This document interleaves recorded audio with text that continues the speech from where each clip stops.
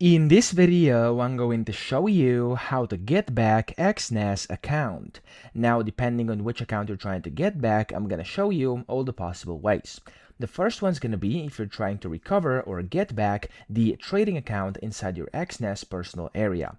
For this, go to Trading, top left, and click on Accounts. If you have archived your account, or maybe it went inactive because you wasn't using it, you want to go to either Real or Demo, scroll down, and then here you can see Archived Accounts. By default, it's going to be hidden, so click on Show Accounts.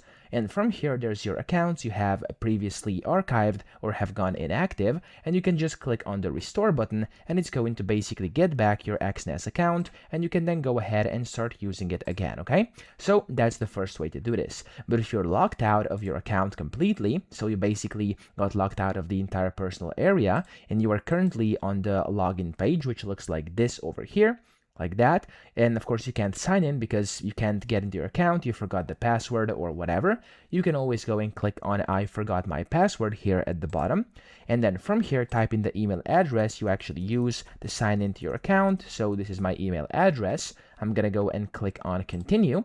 You're going to receive a verification code to your email, so just go ahead and open your email address.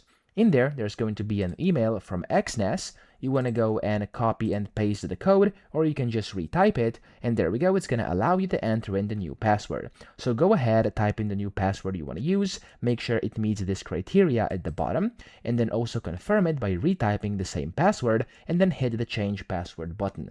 Once you've done this, you can click on sign in now, and of course use your email and the new password, and then you'll get back the access to your account because of course you've changed the password. Now you know it and you have all the credentials you need. So that's pretty much it. I hope this video helped you out. If it did, please subscribe to the channel and help me out as well.